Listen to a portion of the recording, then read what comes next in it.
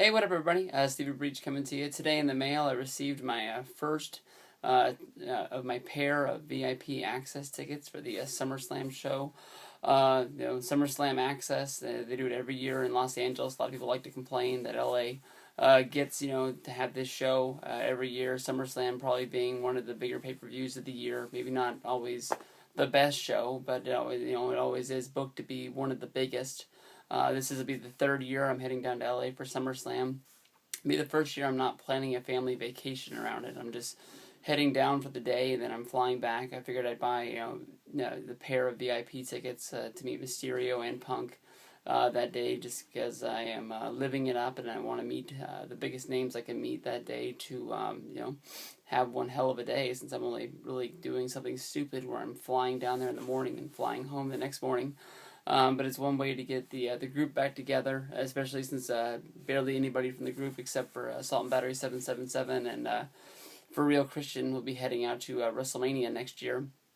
But a lot of people always sleep on SummerSlam because of the fact that there's not a whole bunch of shows that are surrounding it. I think if a promotion, PWG, did a show, I think that they can make a lot of money, and I don't understand why they don't book it. I know Reseda is not right down the street. I just saw a fly in my video, but I know it's not right down the street from the Staples Center. But I think if they did a show on Saturday, I think they would make a shitload of money, and I don't understand why they don't do it. I wish they did, because I want to be able to see a PWG some way, a show somehow. But I don't think I'm going to be flying down just to go to that or drive down. But if you're able to go to one hell of a show, I know a lot of people plan to go to WrestleMania because everything that's there, but don't sleep on SummerSlam, because especially if you like meeting wrestlers, SummerSlam Axxess is the easiest way to meet guys. I mean, first day of sales, they had Punk tickets, they had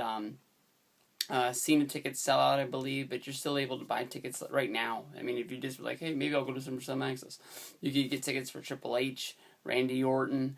You can get one for Rey Mysterio. I mean, if you want to meet the VIPs, people always sleep on them. I'm not sure what the number is, but I've heard the rumor that for VIP tickets they only do $250 per session. That's why they always sell out so fast, and people put on eBay to meet somebody for $800 or something like that. And honestly, that's way out of their price. I don't even really like paying the $100 to meet guys, and people go all out to buy them. But like I said, I'm flying down there for one day. I had to pick between either SummerSlam or Money in the Bank. I knew both shows were going to be top notch. That both shows were going to be good.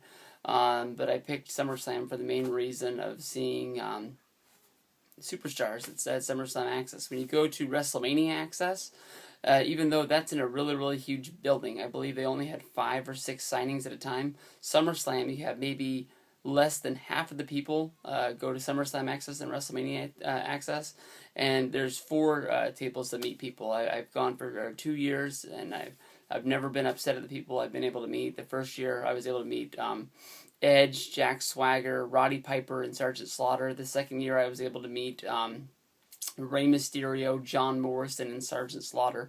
And after Axxess is over, I'm able to go over. I'm able to eat at the ESPN zone and then file into the Staples Center. The Staples Center does have its gripes with me. I do believe it is the worst arena I have ever tried to get into for a show. A lot of people are filing in there. They only have a certain amount of doors, and they make everybody go through metal detectors, and it just takes a long damn time to get into that arena. The first year, we had to miss the pre-show match. It was me and Above Average Muda. We're going in trying to find our seats. I know Evan Bourne wrestled. I think it was Dolph Ziggler, but I'm not 100% sure. The second year, last year, we had to stand in some long-ass line, but we were able to file in. But this year, it's going to be Freaking Yeah 88.